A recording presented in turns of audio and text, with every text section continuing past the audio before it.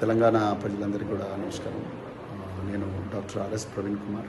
నేను మల్కాజ్గిరి మీటింగ్కు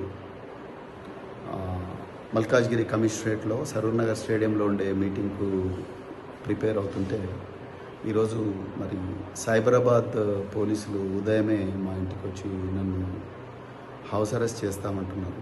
నిజంగా నాకైతే ఆశ్చర్యంగా ఉంది. గౌరవ తెలంగాణ హైకోర్టు, అదేవిధంగా గౌరవ మల్కాజ్గిరి పోలీస్ కమిషనర్ శ్రీమతి సుమతి గారు వీళ్ళందరూ ఇన్ రైటింగ్ పర్మిషన్ ఇచ్చిన తర్వాత కూడా మాలాంటి నాయకులను వీళ్ళందరినీ కూడా పోలీసులు అరెస్ట్ చేసి గృహ నిర్బంధంలో ఉంచి ఆ మీటింగ్కు పోకూడదని ఇన్ని కుట్రలు చేస్తున్నారంటే ఇంకా తెలంగాణలో రాజ్యాంగం ఇచ్చిన జీవించే హక్కు కానీ లేకపోతే స్వేచ్ఛగా తిరిగే హక్కు article 19 clause 1 clause A clause B ఈ విధంగా రాజ్యాంగం నుంచి సంక్రమించిన హక్కులకు కూడా మరి ఏమాత్రం కూడా రక్షణ లేకుండా పోయింది.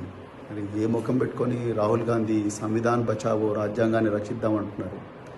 ఆయన శిష్యుడైన రేవంత్ రెడ్డి గారు అదే రాజ్యాంగం ఇచ్చిన హక్కులను కాలరాస్తూ ఉన్నారు. ఈ పోలీస్ అధికారులకు పాపం వాళ్ళకి ఏం తెలియదు. వాళ్ళ పై అధికారులు ప్రవీణ్ కుమార్ని ఆపండి అని చెప్పిండ్రు, ఆపుతా ఉన్నారు. వాళ్ళ దగ్గర మాకు ఆ ఇన్ఫర్మేషన్ సరే ఇన్ఫర్మేషన్ నేను మా యువ నాయకులు మా ఎమ్మెల్సీ షంబీపూర్ రాజు గారు నాకు ఆ పోలీస్ పర్మిషన్ లెటర్ కూడా పంపించారు. అదే విషయాన్ని నేను వీళ్ళకు నర్సింగ్ ఇన్స్పెక్టర్ గారు కూడా చెప్పాను. సో వాళ్ళు మా పై ఆఫీసర్లతో మాట్లాడి చెప్తామని అంటున్నారు. ఈ విధంగా అరాచక పాలన, దుర్మార్గ పాలన నడుస్తూ ఉన్నది తెలంగాణలో. ఒకసారి ప్రజలందరూ కూడా గమనించాలి. నన్ను మా సరూర్ నగర్లో మా వర్కింగ్ ప్రెసిడెంట్ కేటీఆర్ గారు ఏ మీటింగ్కి అయితే వస్తున్నారు ముఖ్య అతిథిగా, ఆ మీటింగ్కు నన్ను పోనివ్వకపోతే మాత్రం నేను ఆమరణ నిరాహార దీక్ష చేస్తా ఇంట్లోనే కూర్చొని.